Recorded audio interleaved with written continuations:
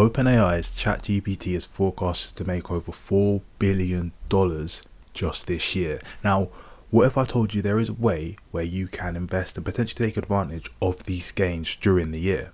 In this video, we're going to be talking about OpenAI and how they exactly make money, as well as Microsoft and their investment into OpenAI and the general outlook for this year. So we'll be covering some metrics, some financial metrics as well, and the general outlook and where I think potential gains and opportunities could lie. OpenAI's revenues have surpassed over $2 billion just last year from its success of ChatGPT.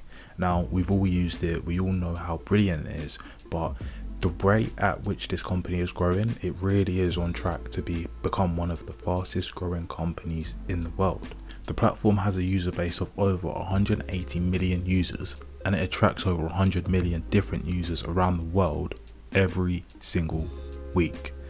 This clearly shows that the company is growing every single day at a rapid rate. It was only founded in 2015, and we can already see how much of an impact it's having on everyone's lives, from small business owners to people working in schools to students. Everyone can take advantage of OpenAI and ChatGPT.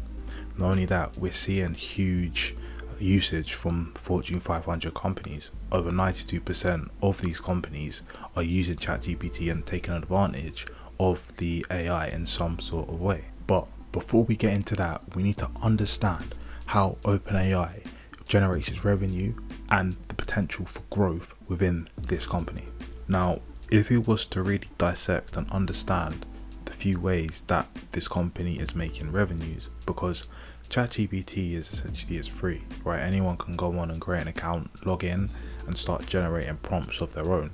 However, with ChatGPT 4, that is one revenue stream that they have, where subscribing will essentially allow you to have faster response times, get improved accuracy on your responses, as well as other customizable features that ChatGPT 4 offers. Now, there are more ways that OpenAI can generate revenue.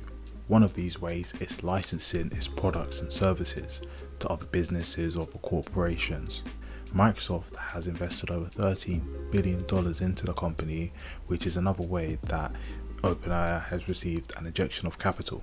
Now, this is another way where the company can improve its operations and invest that money into its own company through either the employees getting better staff and talent, or investing into the services that they offer. This leads us on to our next point of how we can actually get involved and be a part of this growth within OpenAI. How we do this is by looking at Microsoft stock. And Microsoft has already improved its own products and services, from the use of Copilot, how that's been implemented within their search engine and their overall Windows suite, as well as Office 365.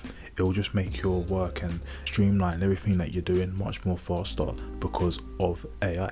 Now, if we have a look at the share price of Microsoft, we can clearly see that from that initial investment into OpenAI in 2019, that the company has essentially exploded. Okay, the share price has just reached over 220%. Now, of course, there's other factors and things to consider, but when we're looking at the investment into OpenAI and how that has impacted the share price of the company, it's had a positive impact.